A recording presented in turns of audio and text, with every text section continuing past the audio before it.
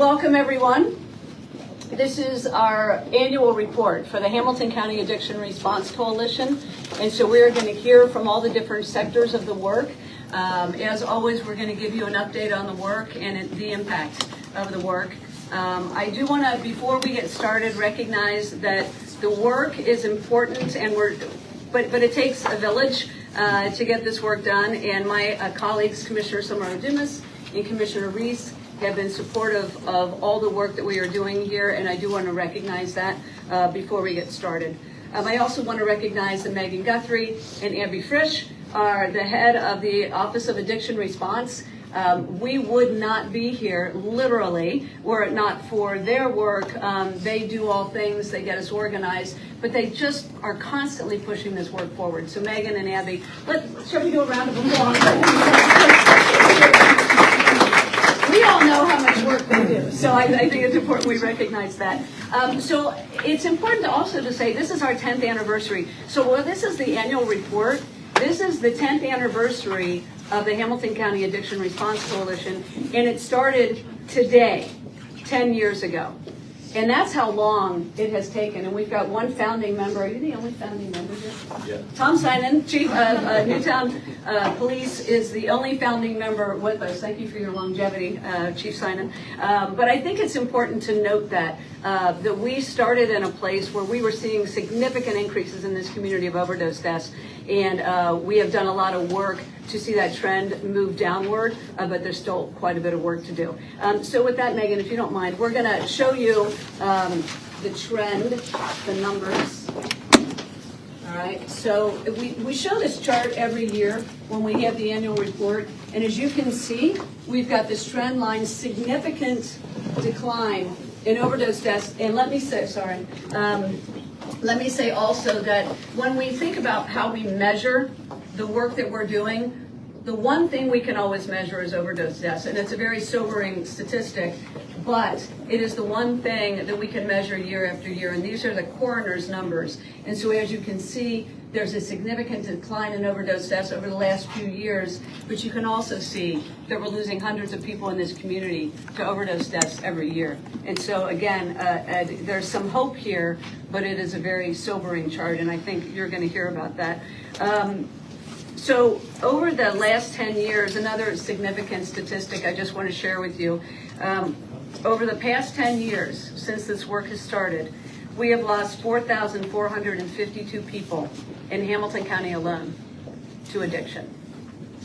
4,452 individuals in this community. Very sobering statistic. So we're going to hear from the members of HCARC. We've got different disciplines, as you will see: prevention, law enforcement, treatment, harm reduction, the faith community, the business community, the hospitals are represented. We've got people in recovery on the commission, and we have expanded as we've gone because we've learned from one another that it's this collaboration that is the secret sauce for what we are doing. And I just want to say, we say that all the time, and it's true. It's the collaboration. It's having the right people sitting at the table coming from different spaces to talk about how we connect the dots and get things done. But beyond that, this is our 10th year anniversary. It is not only the collaboration, it is the commitment and the dedication of these individuals and their predecessors. Imagine having the benefit of having the right people, the decision makers, at the table, real time, making decisions about how we save lives in this community. That's what HCARC is about. These are the right people to do the work, and they have dedicated their lives to the work. And you're going to hear that in their comments, but I just want to say, I'm the convener. I am not the expert, and it has been my honor to help get this group together and lead this group over the years. And so I just want to give you my gratitude and my thanks for hanging in there. It's not been easy. We went through COVID, remember, and it was really difficult work, and we were really challenged by some of the things that we faced during COVID, especially getting people engaged and making people not feel isolated. And it was this group that did that work and that has reduced the stigma in this community, where we now talk about addiction. We now have people that are comfortable entering treatment and long-term recovery. It is because of the work of this community and this group that work has moved forward. And so I can't say enough about how grateful I am. So with that, I'm going to start calling them forward because you really do want to hear from the experts. So Pat Brown is first, and she is with the prevention pillar. Good morning. I'd like to invite Nicole Schishler up to join me. Unfortunately, Dr. Moffitt could not be with us this morning. We comprise the prevention pillar for Hamilton County ARC. As a team, we focus on strengthening prevention efforts across Hamilton County. 2024 proved to be a remarkable year based upon our goals of safe medication disposal, empowering youth through prevention, and gathering the thoughts and feelings of the youth to provide strategic interventions within the schools. In regards to safe medication disposals, 2 additional locked medication boxes were installed at St. Vincent de Paul's Bank Street location. This brought the number of locked boxes in the community up to 7. Collectively, 980 pounds of medication were safely collected and disposed of in 2024.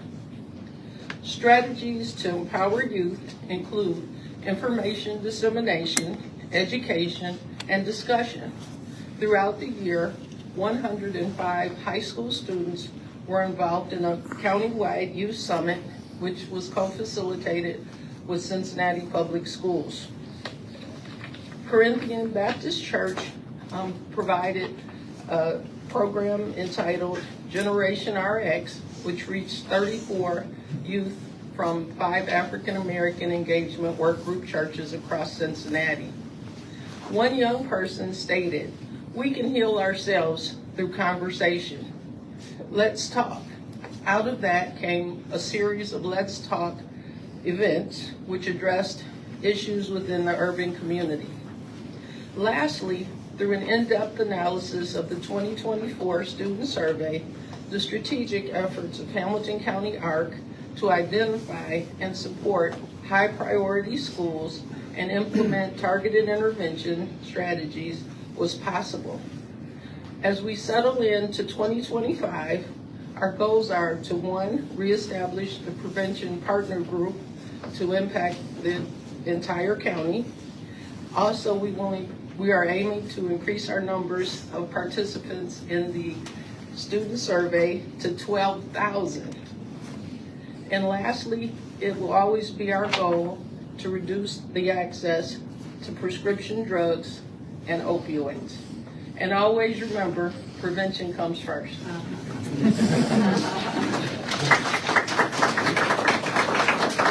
Thank you, Pat, and thank you, Nicole. Next, we have Josh Arnold. He is the head of a partner in the treatment pillar. First, I want to thank Commissioner Driehaus for your incredible leadership of this group, so thank you very much. Good morning, everyone. I'm proud to co-chair the treatment committee with Lenore Godfrey, President and CEO of the Hamilton County Mental Health and Recovery Services Board. My name is Josh Arnold, President and CEO of Talbert House. And I work alongside John Young and Danielle Jones, who could not be with us today, who lead the African American Engagement Work Group. Treatment is the foundation of recovery. From the start, our committee has focused on specific objectives to positively impact addiction and recovery. These include utilizing best practices in service delivery to ensure treatment interventions are current and evidence-based, securing funding to preserve, supplement, and enhance local resources, gathering and analyzing data to identify gaps and barriers in treatment services, allowing for informed decision-making and continuous improvement in addressing addiction and recovery challenges. All of this happens to ensure individuals have access to care. Programs such as the Engagement Center and the African American Engagement Work Group were created with this primary goal, as well as the creation of the Hamilton County Crisis Center that will open later this summer. The committee proactively addresses challenges, including funding changes, workforce shortages, and shifts in drug needs to ensure treatment services remain effective and responsive to the evolving needs of the community. The committee remains dedicated to improving treatment services that are available when needed and ultimately saves lives. Thank you. Thank you. Thanks, Josh. Next, we're going to hear from Chief Sinan. He is the interdiction.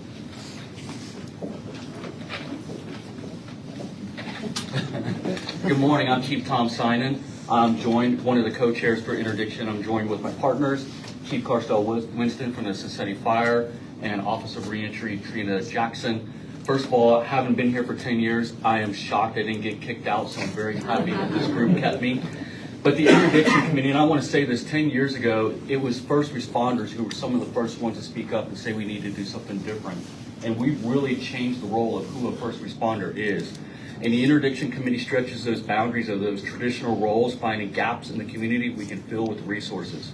We maintain our roots of monitoring and drug trafficking supply routes, and we share them with our partners. The coalition partners, we share them with them so that they can prepare better and respond to overdoses and save more lives. But our roles touch many aspects of the community in Hamilton County, and we've created innovative programs from street to systems to overdose to care to person support. Within our committee, programs such as what started off as the Price Hill Project and is now expanding from just a pilot in Price Hill to Cincinnati District 1, Cincinnati Police District 1, Central Business District, and Cincinnati Police District 4. Cincinnati Police Department has been one of the strongest partners we have, and they partner with the Quick Response Team. They are proactively reaching out to those most in need of resources and support while removing the negative barriers that may keep someone in chronic substance use disorder. And then the One Stop Resource Center, which was the brainchild of Trina, which brings these resources right to the person, eliminating significant barriers. We collaborated with the 513 bus. Those resources travel to those most in need, and each resource must provide a service to those attending the program. And if I'm not mistaken, correct me if I'm wrong, over 2,000 people have received some type of service from this program since its inception. And then the Cincinnati Fire Department, who during the peak of 2016-17, when there were literally up to 40 overdoses a day, it was the Cincinnati Fire Department that took the brunt of this. They were in the middle of this crisis during its peak, and they were overwhelmed.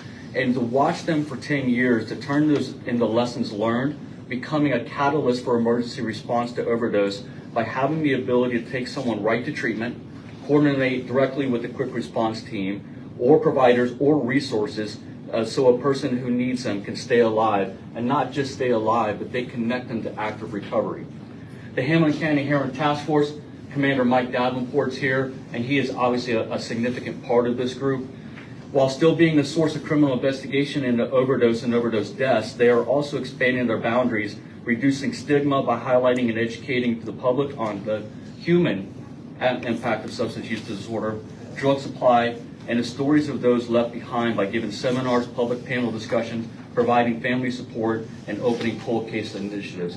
And that is what I'm talking about when first responders changed the way they viewed and dealt with addiction and continue to do it. The Interdiction Committee continues to provide vital data to our many partners, filling community gaps with innovation, as well as expand our traditional roles in order to build more connections through collaborations. Thank you. Thanks, Chief. Next, we have Commissioner Greg Kesterman. He's the Health Commissioner in Hamilton County, representing harm reduction. Good morning. My name is Greg Kesterman. I serve as Health Commissioner for Hamilton County, and I'm joined by Tiffany Mattingly with the Health Collaborative, and together we are co-chairs of the Harm Reduction Subcommittee. What stands out the most are the incredible partners and collaborations that really help to ensure this work is saving lives and impactful in Hamilton County.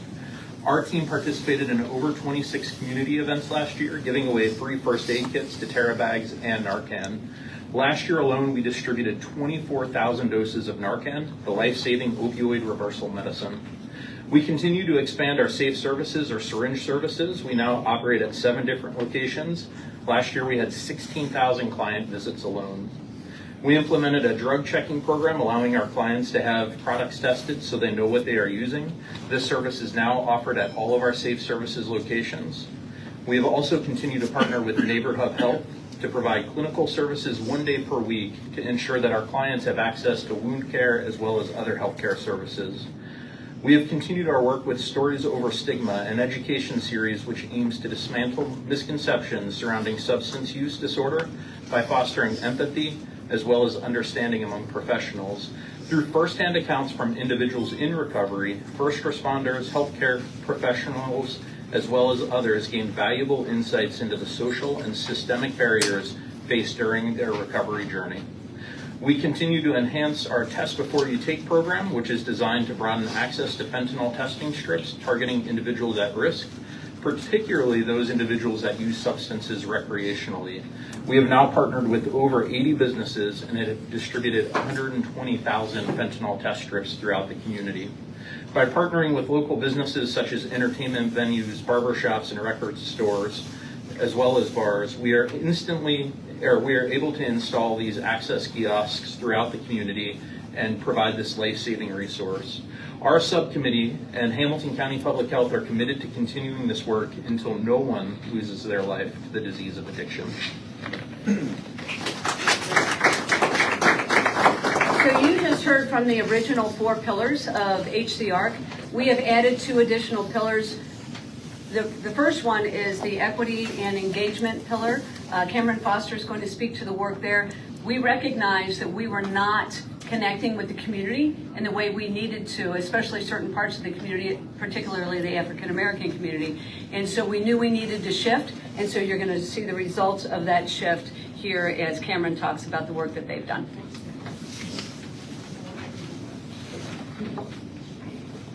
Equity and engagement pillar expansion. Bishop Flagg is co-chair. JB is also a member of our business community, also come alongside with us.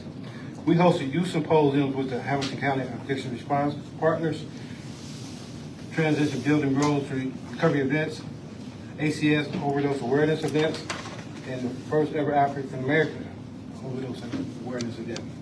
Our goals for 2025, work to expand work with other denominations and other faith sectors, work to engage business sectors and work through the advocacy and sponsorship.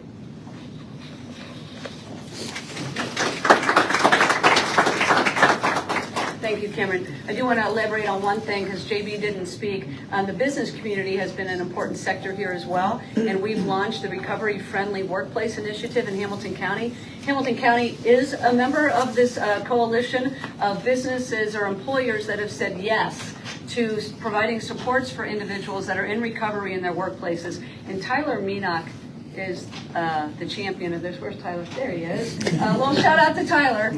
He's doing great work, making sure we're getting as many employers into that fold as possible. There are some barriers that people have when they're in recovery.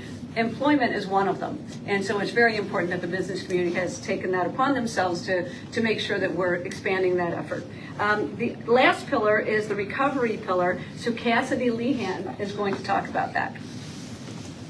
Oh, I didn't know you were going up, Tyler. It's another show. Yes. My name is Cassidy Leakan. I'm the Vice President of Recovery Services at Greater Cincinnati Behavioral Health. And this is Tyler Menock, the Director of Recovery Friendly Hamilton County.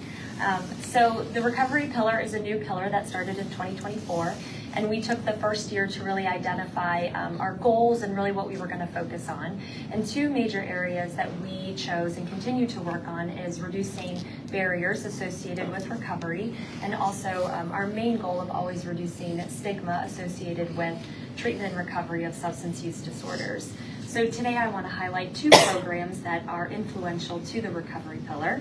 And the first is the Recovery Friendly Hamilton County program that Tyler oversees.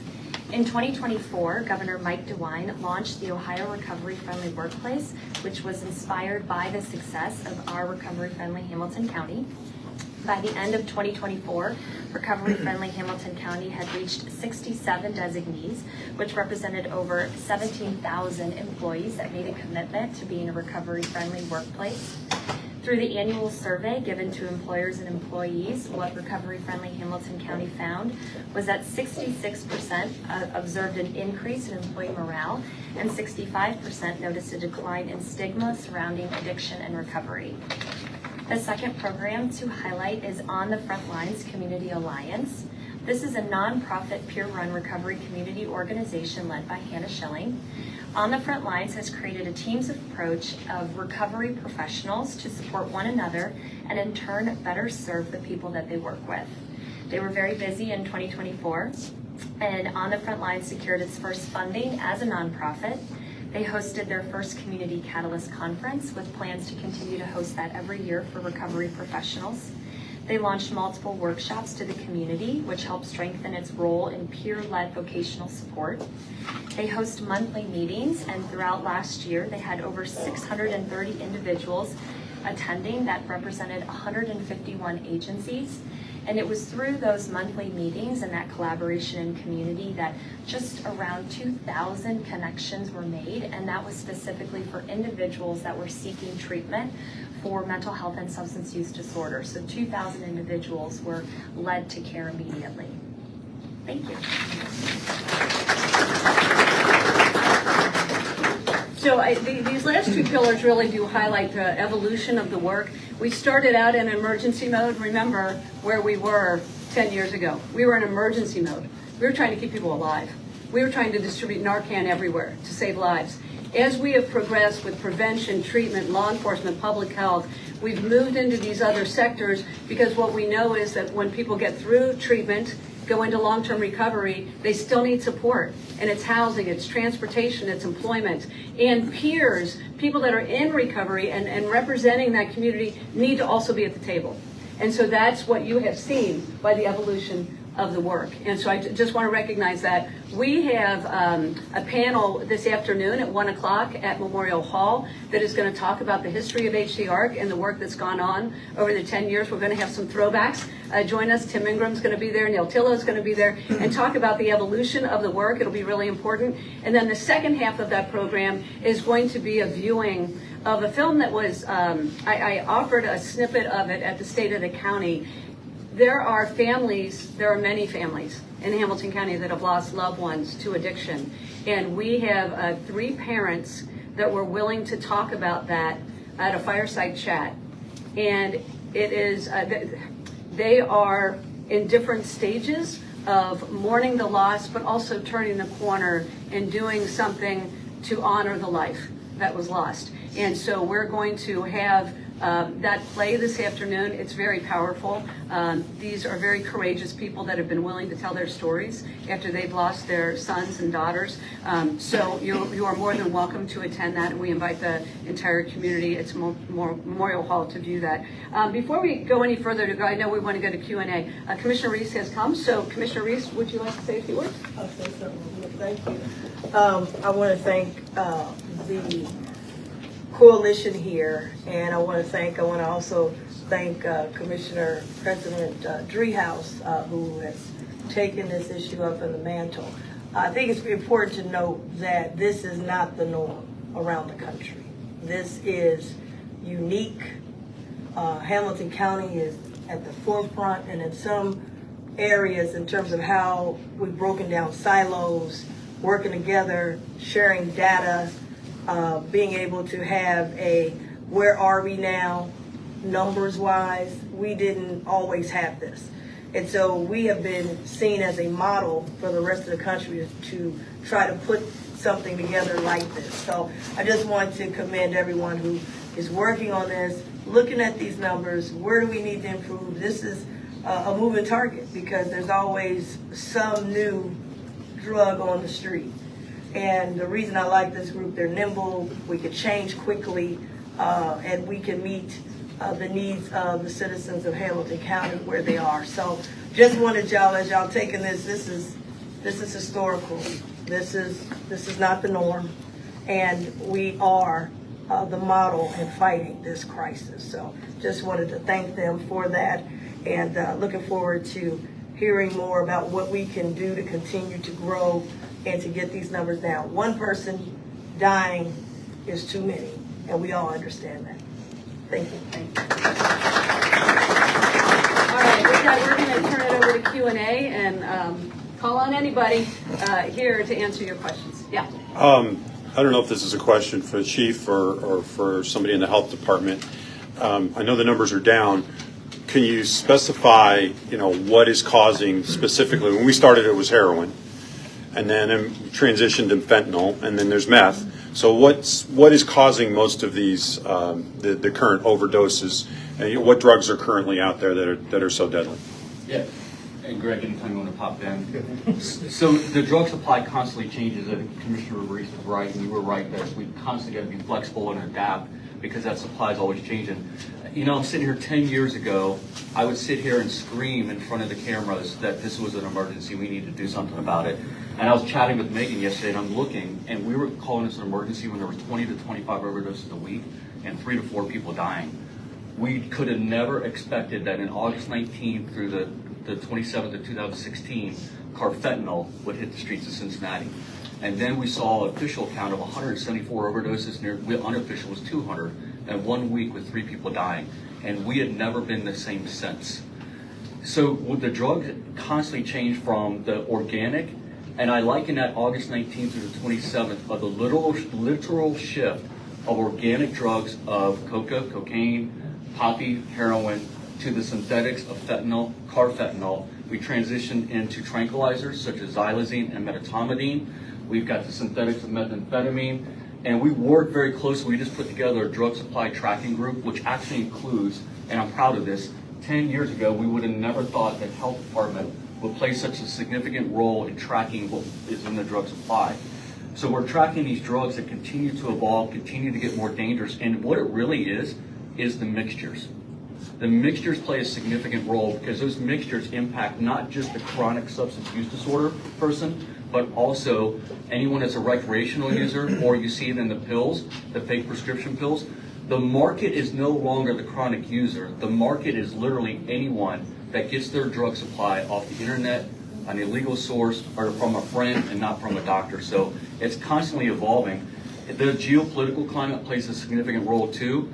We're starting to see things go up and down, and that's the flexibility of this group, is because we talk to each other and we plan, we're already predicting what the next trend may be, and we're starting to work on it now. If it doesn't happen, then that's good. It means less lives were lost. But if it happens, we'll be prepared. So what we're preparing for is a fluctuation in drug supply, probably a stockpiling or a reduction in actual fentanyl. We'll probably see a resurgence in the organic drugs of cocaine and heroin, mixing with the tranquilizers, and then sooner or later, look, as much as we adapt, drug supply, cartels, other countries, it's an international game. They adapt much quicker than we do. So we're always in reaction mode on that side. So sooner or later, another supply will open up, and when that fentanyl supply or the synthetic supply comes back up, we got to be prepared for that increase in overdoses and overdose deaths. And can we mitigate that? And we did that during COVID, where Ohio and the country saw a huge increase, so did we, but we recovered in a couple weeks. So constantly evolving, you'll see more mixtures, they'll be more dangerous, and you'll see more people that potentially could be impacted by it. That end part's the short answer to the long answer.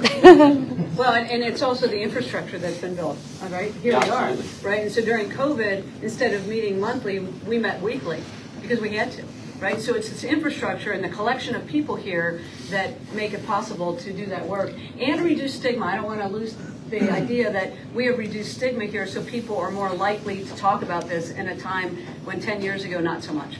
Any other questions? I know each arm has played a role in this effort to push down the numbers.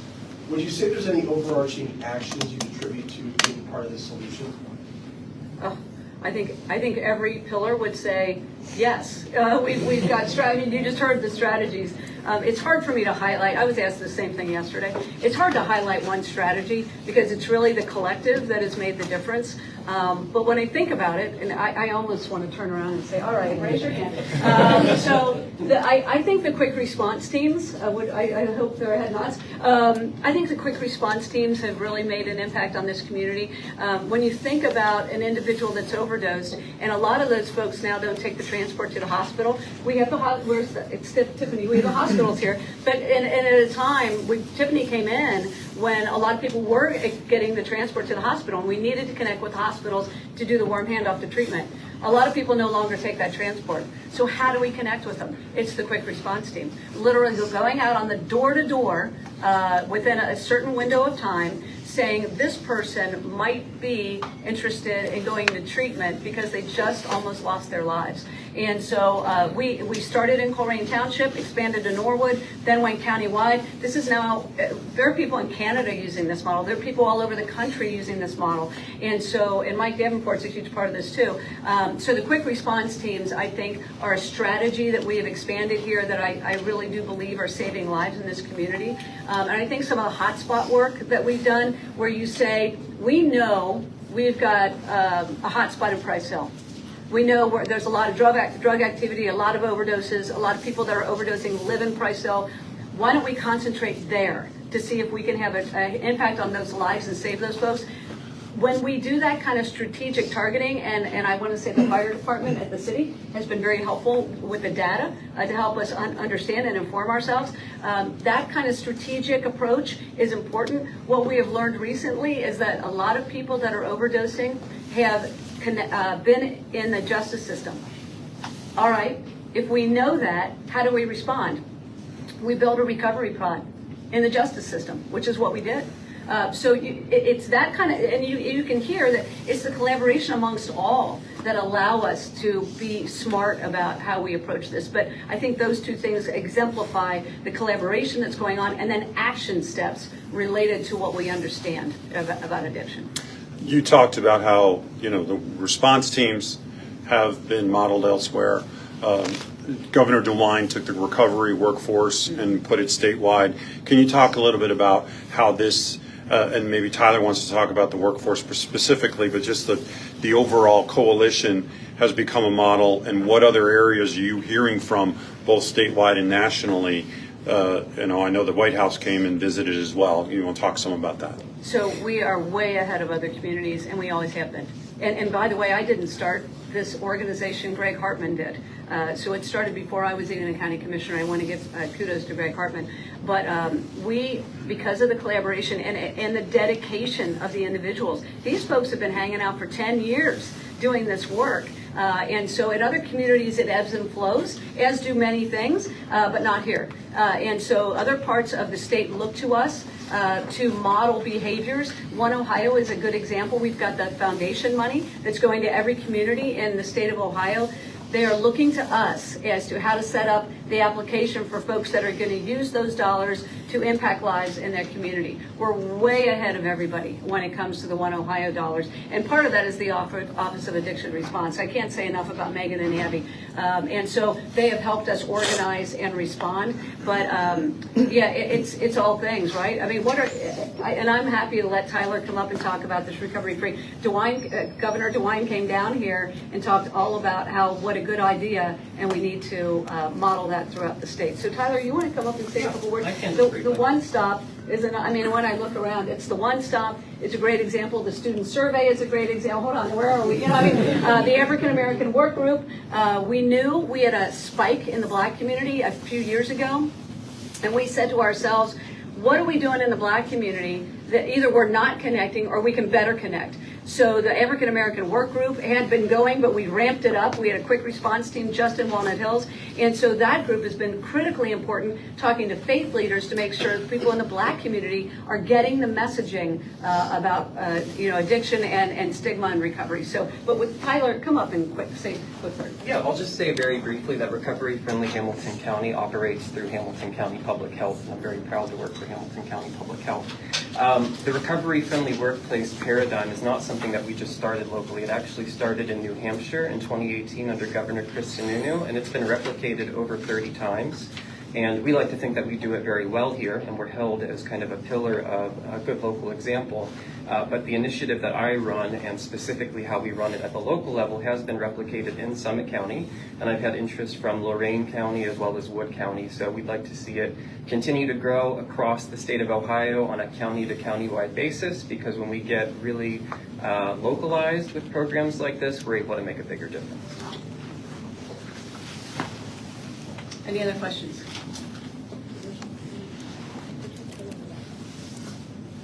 But the ARPA dollars? Yeah, we talked a little bit about the COVID. Okay, well, thank you. Thank you all for coming. Really appreciate it.